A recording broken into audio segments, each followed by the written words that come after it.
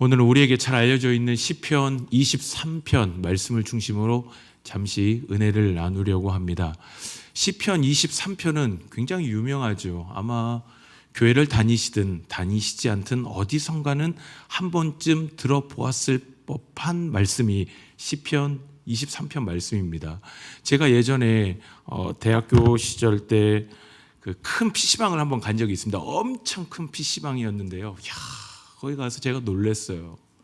PC방을 갔는데 그 정중앙에 여호와는 나의 목자시니, 이야, 그거를 액자를 쫙 해가지고 그 큰 PC방 정 가운데다 액자를 팍 박아놨는데, 제가 볼 때는 저게 그래 뭐 어디든 말씀이 있으면 좋긴 한데 느낌이 참 묘했습니다. 뭐 그 정도로 사람들이 이 말씀을 사랑하고 좋아하고 하는 거죠.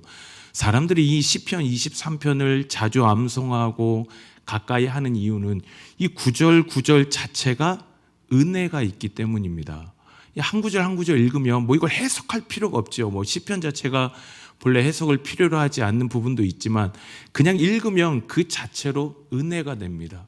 여호와가 나의 목자시니 나를 푸른 초장으로 인도하실 거고 쉴 만한 물가로 인도하실 거고 험한 골짜기가 나와도 지팡이와 막대기로 나를 안위하실 거고 원수의 목전에서 5절 한번 보실까요? 5절 한번 정말 멋진 고백입니다. 우리 5절을 시작하면 읽어볼까요? 시작.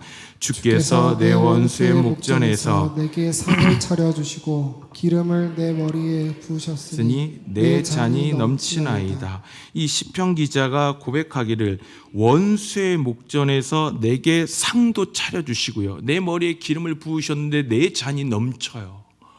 이 아름다운 고백들이 쭉 담겨 있기 때문에 사람들이 23편을 사랑한다라는 겁니다.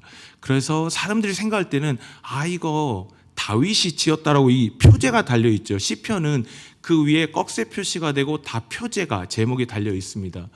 다윗이 아마도 이렇게 아름다운 내용을 고백한 걸 보니 살만할 때, 아무 걱정 없고 태평천하를 누릴 때, 나라도 부강하고 아무 고민이 없을 때 이 시편을 지었겠구나라고 생각을 하실 겁니다. 그런데 시편 연구자들은 그렇게 이야기하지 않습니다. 시편 23편은 다윗의 인생 중에서도 초반대가 아니고요, 다윗의 인생 거의 마지막 즈음에, 그리고 이 시편 23편을 고백했을 그때는 살만할 때가 아니라 눈물과 고통이 가득한 그때에 정말 하나님이 마치 계시지 않는 것 같은 하나님의 부재라고 표현하지 않습니까? 하나님이 마치 계시지 않는 그 하나님의 부재가 느껴지는 그 눈물과 고통과 탄식 속에서 다윗이 고백한 것이 시편 23편이다라고 많은 구약학자들이 그렇게 이야기합니다. 이렇게 생각하는 이유는 크게 두 가지인데요. 첫 번째는 시편 전체의 흐름을 살펴보면 23편이 아마 고통, 탄식시일 거다라고 생각을 합니다. 우리 시편 1편을 한번 펴보실까요? 시편 1편. 시편 1편 위에 보시면 뭐라고 적혀져 있죠? 제1권이라고 되어 있습니다. 핸드폰으로 보면 안 나오고요, 책을 보시면, 성경책을 보면 그 위에 제1권이라고 되어 있는데, 시편은 말 그대로 기본적으로 시와 노래를 가리킵니다. 그래서 성경 중에 유일하게 몇 장 몇 절이라고 안 하고 몇 편 몇 절이라고 하죠. 근데 그 시들, 이스라엘에게 이 사람들이 불렀던 시들 중에 노래들이 엄청 많았을 겁니다. 열왕기상 4장 32절을 보면 솔로몬의 노래가 1005편이었다라고 그렇게 이야기합니다. 근데 이 시편 안에는 딱 2편밖에 들어와 있지 않습니다. 시편은 전체 150편으로 되어져 있고요, 이스라엘 백성들이 엄청나게 많이 불렀을 건데 그 중에 150편을 선별해서 가지고 와 지금의 시편과 같은 형태로 만든 것입니다. 그럼 막 아무거나 가져오진 않았을 겁니다. 기본적으로는 하나님의 백성의 삶은 무엇인지, 하나님의 백성은 이렇게 사는 거다, 하나님을 믿고 살아가는 사람들의 삶의 양식은 이래 가 되는, 우리 신앙의 기준이 되는 그 내용들을 담고 있는 노래만 150편 선별해서 이 시편 안에 담아 놓았다라는 겁니다. 근데 우리 이 150편을 앞에서도 잠깐 본 것처럼 1편 위에 1권이라고 되어져 있죠. 이걸 5권으로 나눴습니다. 그래서 1편 위에 보면 1권, 그리고 2권이 42편에 시작되고요. 3권이 73편에 시작되고 4권이 90편에 시작되고 5권이 100편부터 시작이 됩니다. 그래서 150편의 시편을 5권으로 나누어 놓은 시와 노래들, 그게 시편이 되겠습니다. 그래서 이 시편이 이렇게 나뉘어져 있는데요. 그냥 손 가는 대로 나눈 것이 아니라 하나의 큰 흐름이 있습니다. 1권부터 5권까지 돼 있다 그랬죠. 그래서 1권 앞에서부터 1권, 2권, 3권에는 대부분이 다 고통의 시들이 담겨져 있습니다. 탄식시라고도 불리우는, 그러니까 슬픔과 고통 가운데 불렀던 노래들이 많이 담겨져 있는 것이 1권부터 3권까지가 주로 그런 시들이 배치되어 있고요.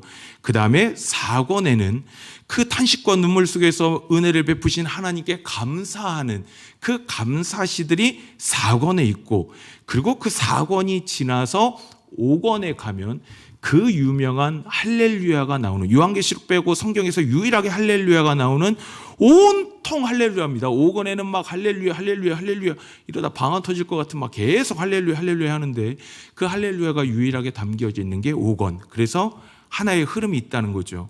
고통이 있는 겁니다. 눈물이 있고요, 아픔이 있고요.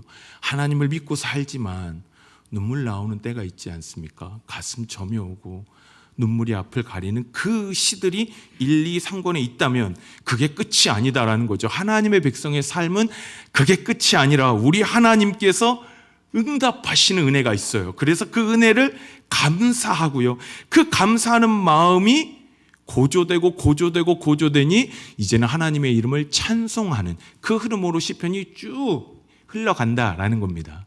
이렇게 하면 시편이 딱 머릿속에 들어오지 않으십니까? 저만 그런 것 같습니다. 여하튼 이렇게 해서 이게 흐름이 쭉 이렇게 가는데, 1권 우리가 지금 보고 있는 시편 23편은 제가 말씀드린 그 탄식시들이 많이 들어있는 1권 안에 들어있다라는 거죠. 제가 나중에 혹시 시편 강의를 할 기회가 있다면 이렇게 한번 쭉 해보고 싶은데 참 이거 의미가 있는 것 같습니다. 많은 분들이 고난이 있으면 믿음 생활 잘 못하는 거야 라고 함부로 이야기하신 분들이 있지 않습니까? 저는 절대 그렇지 않을 거다라고 생각합니다. 시편에서 가장 많은 양을 차지한 건 탄식시입니다. 그런 걸 보더라도 하나님의 백성이 고통당하고 눈물 나는 건 절대 기도 조금 해서 기도 더 많이 하면 좋겠죠. 그러나 그런 식으로 함부로 치부할 수 없다라는 것. 그러나 그 가운데 주께서 주시는 은혜가 있고, 찬양, 할렐루야. 할렐은 찬양하다라는 동사에서 나온 명사고요. 그리고 렐은 2인칭 복수입니다. 야는 여호와의 단축형입니다. 그래서 할렐루야라는 뜻은 그냥 할렐루야 이렇게 하는 게 아니고요. 여호와 하나님을 찬양하라. 여호와 하나님의 이 위대하심을 보고 찬양하라. 그런 뜻이 담겨져 있는 겁니다. 그래서 시편이 쭉 가는데 23편은 그 고난의 시 가운데 들어있는 겁니다. 특별히 시편 22편이 있습니다. 한번 성경책을 한번 펴보실까요? 시편 22편 1절인데 성경책을 펴보시면 꼭 가지고 다니십시오. 이거 너무 좋지 않으세요? 이 소리 너무 좋아요. 그리고 이렇게 찾아보면서 해야 이게 말씀이 쭉쭉쭉 들어오거든요. 시편 22편 1절입니다. 우리 시작 한번 읽어볼게요. 시작.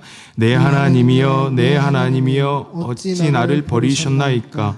어찌 나를 멀리하여 돕지 아니하시며 내 신음소리를 듣지 아니하시나이까? 아멘. 이 시편 22편을 보면 딱 이거 어디서 딱 떠오르시는 구절이죠. 나의 하나님이여 나의 하나님이여 어찌하여 나를 버리시나이까? 라는 그 예수님의 마지막 절규가 여기에 딱 들어있습니다. 그리고 시편 22편 안에는 그 십자가의 고통과 그 십자가의 과정이 아주 고스란히, 정말 어떻게 이 구약에서 예수님의 십자가를 미리 보고 이렇게 노래할 수 있을까 싶을 정도로 십자가를 노래해 놨습니다. 그래서 22편이 십자가의 고통을 노래한 시입니다. 문맥적으로 보면 22편과 23편이 이렇게 나란히 배열된 것을 구약학자들은 이게 의미가 있을 거다라고 보면서 22편이 탄식시 중에 탄식시이기 때문에 그 뒤에 나오고 있는 23편 역시 탄식의 고통, 고통의 눈물이 있는 시라고 그렇게 학자들이 보는 거죠. 그래서 찰스 스펄전 목사님은 시편 22편을 온전히 묵상할 때, 그 눈물이 내 안에 들어올 때 여호와가 나의 목자이십니다 라는 이 고백의 의미가 무엇인지를 온전히 이해할 수 있다라고 그렇게 이야기했는데 굉장히 공감이 되었습니다. 그래서 나중에 한번 시간 되시면 22편을 쭉 읽으시면서 23편을 읽어보시면 좋겠습니다. 그래서 제가 말씀드리고 싶은 건 다윗이 나비 날아다니고 따뜻한 햇살이 내리쬐는 그날에 이 시를 지은 것이 아니라 23편은 눈물 위에 지은 노래고 시라는 것입니다. 그런데 놀라운 건 낭망하지 않습니다. 시편이 쭉 흘러가는데 그냥 보면 모르지 않습니까? 23편을 그냥 보면 이게 대체 눈물 속에서 지은 시인지 웃으면서 행복해하며 지은 시인지 분간이 잘 안 됩니다. 그러니 이 다윗이 고통 중에 있었을 겁니다. 어떤 학자들은 아마 압살롬에게 피해 도망가면서 지은 시가 아닐까라고 추측하지만 뭔진 모르겠지만 여튼 핵심은 고통 중에 지었는데 낭망하고 포기하고 좌절하는 것이 아니라 하나님께서 하실 일들을 기대하고 소망하며 바라보며 그렇게 다윗이 노래를 이어가더라라는 것이죠. 그래서 저는 오늘 이 시간을 통해서 그 고통 속에서도 다윗을 견디게 했던 은혜가 무엇인지, 대체 그 눈물 속에서도 여호와는 나의 목자이십니다라고 고백하던 그 은혜가 무엇인지를 중심으로 잠시 말씀의 은혜를 나누려고 합니다. 소망하기는 혹여나 우리 성도님들 가운데 삶의 문제로 인해, 자녀로 인해, 건강으로 인해 정말 눈물이 아니면 하루를 지낼 수 없는 분들이 혹여나 계시다면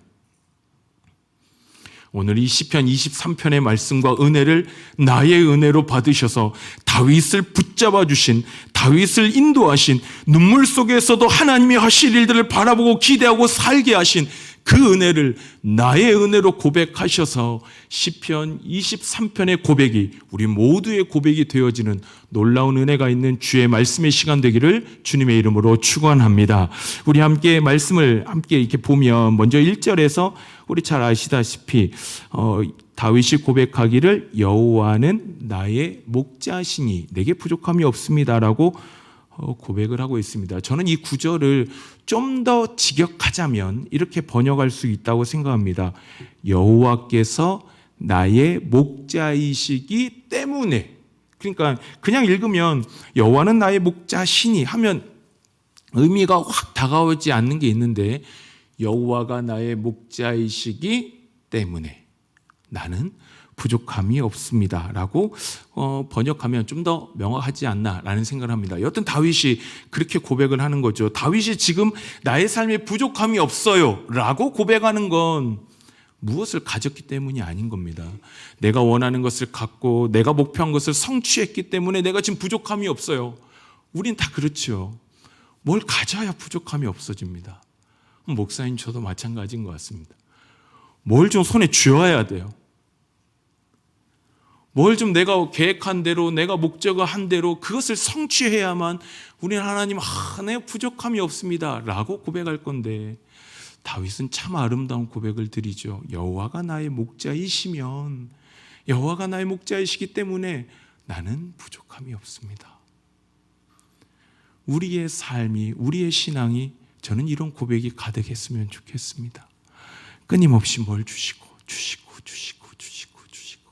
안 주셔, 하나님이 나에 대해서는 안 사랑하는구나 라고 하는 그런 신앙이 아니라 그냥 여호와가 나의 목자이신 것만 기억해도 우리 안에 나오는 이 고백이 저에게는 부족함이 없습니다 라고 고백할 수 있다면 얼마나 좋을까, 그런 생각을 했습니다. 여기 계신 성도님들과 저의 삶이 평생에 다른 것이 아니라 여호와가 나의 목자이시기 때문에 그것만으로도 내 삶의 감사와 기쁨의 고백이 메마르지 않는 이 아름다운 신앙의 삶을 살아가는 저와 우리 성도님들 되셨으면 참으로 좋겠습니다.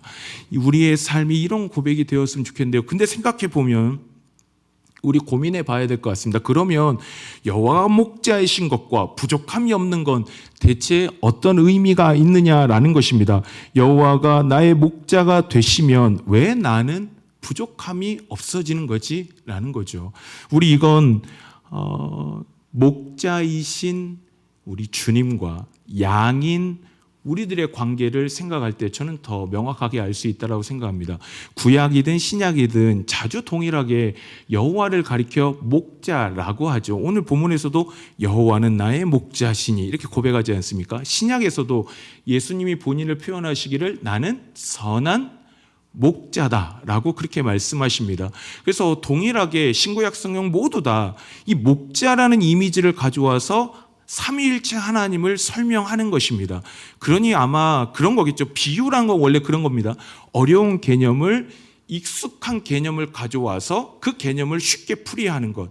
그러니 우리 하나님이 어떤 분이신지, 우리 주님이 어떤 분이신지를 그 목자를 보면 아, 우리 하나님이 이런 분이시구나라는 것을 알 수 있기 때문에 아마 이 목자라는 비유를 가져와서 계속 하나님에 대해서 표현을 하는 것 같습니다. 결국에 이 목자이신 하나님이 우리는 양이고 하나님은 목자이시다라고 끊임없이 이야기하는 거죠. 제가 오늘 설교를 딱 준비하고 와보니까 이 장식이 말입니다. 야, 이게 오묘하지 않으십니까? 제가 이거 하시는 분들 잠깐 봤어요, 저번 주에. 너무 손이 많이 가시더라고요. 예쁘지 않으세요? 하여튼 제가 가만 보면 저도 이제 서울에서 오지 않았습니까? 서울 서문교회도 그렇고 하나드림교회도 그렇고 때로는 여기가 충청도 같다는 생각을 좀 합니다. 제 고향이 충청도거든요. 충청도 아시죠? 은혜 받아도 집에 가서 아멘 하시는 분들. 이불 속에서 좋았어? 아멘 해. 아멘 하고 이제 이불에서 아멘 하시는 분들이 저희 충청도 분들인데 이런 거 보시면 예쁘다고 좀 얘기 많이 해주세요. 이거 얼마나 이거 굉장히 손이 많이 갑니다. 그냥 보는 것 같아도. 근데 오늘 딱 보니까 야, 양이 저기 보이시지 않습니까? 양. 우리가 저 양인 거예요. 하나님께서는 목자라고 본인을 표현하시고 우리를 양이라고 표현하시는 것, 왜 그럴까? 이게 부족함이 없는 것과 무슨 관계가 있을까? 생각해 보면 양은 목자 없이 못 삽니다. 양은 기본적으로 약하지 않습니까? 혹시 양을 보신 적이 있으신가요? 저는 예전에 그 책을 보면서 양은 이렇게 생겼구나. 아이고 하얗고 순둥순둥하고 이쁘고 아이고 온순하네. 이렇게만 제가 생각을 했는데 제가 처음 본 건 대관령에 가서입니다. 거기 보니까 양이 제 생각한 거하고 완전히 딴판인 거예요. 와, 애들이요 등치가요. 이거 양이 맞나 싶을 정도로 애들이 막 체격도 좋고 온순한 줄 알았는데 옆에 애한테 먹이를 주면 그걸 못 견디고 달려와가지고 자기가 먹으려고 막 난폭하게 굴고요. 막 이런 걸 보면서 막 흙도 덕지덕지 붙어있고 뭐 야생에서 사니까 그러겠지만 여하튼 그러면서 양의 이미지를 봤는데 양은 기본적으로 목자가 필요합니다. 왜냐하면 약해요. 양은 힘이 없지 않습니까? 그래서 목자가 없으면 양은 없는 겁니다. 그리고 양은 시각이 약합니다. 그래서 TV에서 보시면 양이 떼를 지어서 움직일 때 열을 맞춰서 가는 거 보신 적 있으세요? 양은 그냥 막 부대끼입니다. 지네끼리 막 이렇게 막 가가지고 막 열을 맞추고 줄을 맞추는 게 아니라 막 지네끼리 부딪혀가지고 막 이렇게 막 하면서 엉켜 붙어가지고 이동할 수밖에 없는 것이 시각이 약하다 보니까 자기가 보고 자기 길을 못 가는 겁니다. 그래서 양이 떼를 지어서 갈 때 막 이렇게 하죠. 그래서 양은 시각이 약하기 때문에 청각이 많이 발달되어져 있습니다. 그래서 주인의 소리를 듣고만 가야 그 생명을 유지할 수 있는 것이 양입니다. 근데 참 묘하죠. 이렇게 시각도 안 좋고 힘도 없는데 양이 고집 센 동물로 유명합니다. 고집이 아주 세대요. 어떻게 보면 우리 하나님께서 우리를 양으로 비유하신 게 어쩌면 그런 의미가 있지 않을까 싶은데 여하튼 양은 어떤 존재이냐면 결국에 목자가 없으면 못 사는 존재입니다. 그러니까 양이 알아요. 처음에는 내 생각대로 내 계획대로 가는데 가보니까 먹을 게 없는 거죠. 근데 목자의 음성을 듣고 목자가 일로 와. 어디가 그거 아무것도 없어 하면 그 목자의 음성을 듣고 양이 가면 여기에 풀밭이 있는 겁니다. 그래서 양들도요, 처음부터 목자의 음성을 무조건 기계적으로 따르는 것이 아닙니다. 뭐 기계처럼 입력이 돼가지고 목자의 음성이 들리면 이동한다, 이런 게 아니라 양도 어떤 존재냐면 경험하는 겁니다. 갔더니 푸른 초장이 있네, 갔더니 쉴 만한 물가가 있구나, 갔더니 험한 골짜기가 있어도 이 목자가 지팡이와 막대기로 보호해주면 괜찮구나 라는 것을 양이 경험하면서 그 고집센 양이 자신의 뜻과 생각을 내려놓고 그 목자의 음성에 귀를 기울이더라 라는 것이죠. 결국엔 왜 주님께서 목자하실 때 우리에게는 부족함이 없는 걸까요? 그냥 다 채워지기 때문이 아닌 겁니다. 무조건 주께서 여호와가 목자 되시면 내 삶에 아무것도 부족함이 없고 맨날 풍족하고 우리 애는 맨날 1등하고 우리 집은 맨날 돈이 많은 그런 풍족함을 통하여, 우리가 생각하는 재물적 풍족함을 통하여 부족함이 없다는 것이 아니고요, 관계적인 부족함이 없다라는 것입니다. 관계적인 풍성함을 말하는 겁니다. 우리 주님이 목자예요. 이 정말 놀라운 은혜의 고백이지 않겠습니까? 우리 같은 사람이, 저와 같은 사람이 감히 하나님을 나의 목자로 고백할 수 있는 겁니다. 주께서 목자예요. 그러면 이 목자 되시는 주님께서 우리를 인도하실 겁니다. 어디를 가든 때로는 푸른 초장으로 갈 때도 있고 쉴만한 물가로 갈 때도 있겠죠. 그때도 우리 주님이 목자이시고, 그런데 때로는 눈물 나는 험한 골짜기를 다닐 때도 있을 겁니다. 그럴 때도 주께서 나와 함께 하신다면 나는 부족하지 않다. 왜냐하면 목자가 선하신 주님이시라면 나의 마지막은 어떻게 될까요? 선한 길로 반드시 인도하실 거다라는 그 고백이 담겨있기 때문에 다윗이 고백할 수 있는 것, 여호와가 나의 목자이시면 그 목자가 결국엔 나를 푸른 초장 쉴 만한 물가로 인도하셔서 모든 것이 합력하여 선을 이룰 것이니, 지금 비록 눈물 나는 골짜기가 나올지라도 포기하거나 좌절하거나 낭망하지 않고 오히려 우리 하나님께서 나를 푸른 초장으로 인도하실 그날을 기대하고 소망하며 앞으로 나아가게 되더라라는 것입니다. 이것이 바로 다윗이 고백한 여호와가 나의 목자시니 내게 부족함이 없으리로다라는 고백의 본질적 의미다라는 것입니다. 우리 사랑하는 하나드림 교회 성도님들, 그 다윗의 목자가 우리의 목자 되십니다. 할렐루야. 그 하나님께서 다윗을 지키시고 인도하시고 그 고난 중에서도 함께 하셨던 그 험한 골짜기를 지팡이와 막대기로, 목자는 2개 갖고 다닙니다. 지팡이와 막대기입니다. 지팡이는 방향을 설정하는 거고요, 막대기는 때리는 역할이에요. 그래서 어디가 일로 가야지 이렇게 2개를 쓰는 것입니다. 다윗은 그 고난 중에서도 여호와 하나님이 나를 막대기와 지팡이로 안위하신다라는 것을 믿기 때문에 앞으로 나아간 것처럼 그 하나님이 우리의 하나님이 되십니다. 그러니 힘들고 지치실 때 절대 포기하지 마시고 낭망하지 마시고, 자녀 문제로, 건강의 문제로, 경제적인 어려움으로 눈물로 기도하는 성도님들 계시다면 절대 낭망하지 마시고 그 하나님이 지금도 살아계시며 우리와 함께 하시며 지팡이와 막대기로 안위하고 계심을 기억하며 믿음으로 시편 23편을 고백하며 이 믿음의 경주를 완주하시는 우리 모든 성도님들의 아름다운 믿음의 삶이 되시기를 주님의 이름으로 축원합니다. 저는 이 고백을 저희 어머님을 통해서 보았습니다. 저는 어떤 분이 저에게 존경하는 분이 누구십니까? 라고 물어보시면 저는 1초도 안 걸리고 저희 어머님이라고 저는 고백합니다. 제가 지금 하는 기도 스타일 이런 거 다 저희 어머님한테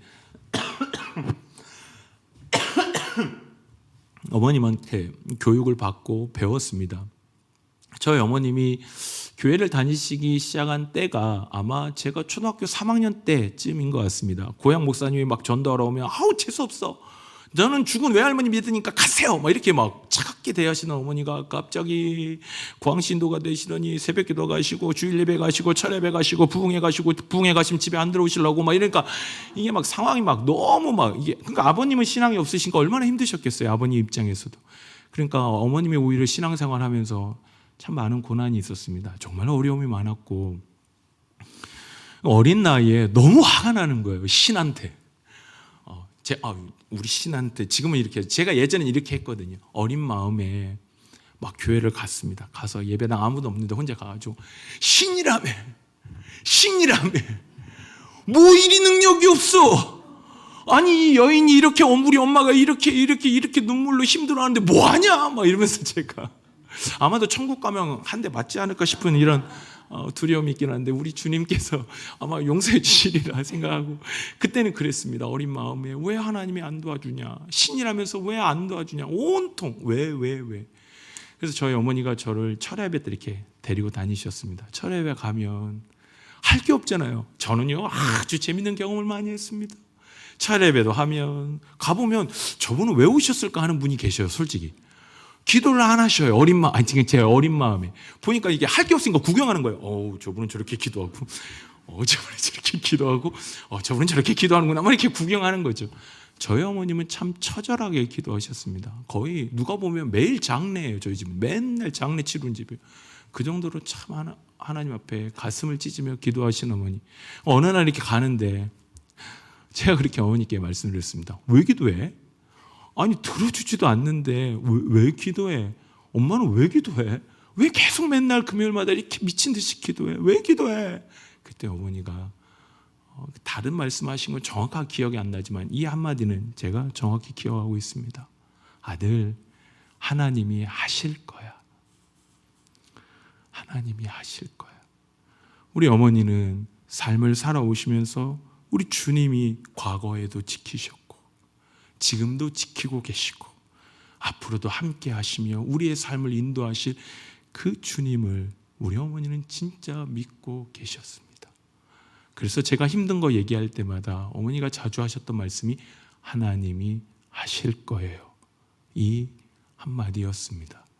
바울 역시 빌립보서 4장 13절에서 이렇게 고백하지 않습니까? 우리 같이 한번 너무 멋진 구절인데 같이 한번 읽어보면 좋겠습니다. 시작하면 읽겠습니다. 시작. 내게 능력 주신 자 안에서 내가 모든 것을 할 수 있느니라. 아멘. 이 빌립보서 4장 13절에서 지금 고백하고 있는 것, 내게 능력 주신 자 안에서 내가 모든 것을 할 수 있어. 이건 내가 마음만 먹으면 믿음만 있으면 내가 원하는 거 다 이룰 수 있어. 이런 의미 아닙니다. 이런 의미가 아니죠. 내게 능력 주시는 자 안에서 내가 모든 것을 할 수 있습니다 라는 이 구절의 본질적인 의미는 그 위의 구절인 11절과 12절입니다. 우리 같이 한번 11절입니다. 읽어보겠습니다. 시작. 내가 궁핍함으로 말하는 것이 아니니라. 어떠한 형편에서든지 나는 자족하기를 배웠노니. 그러니 먼저 고백하는 것이 무엇이냐면 내가 어떠한 형편에든지 뭐 하기를 배웠대요? 자족하기를 배웠어요.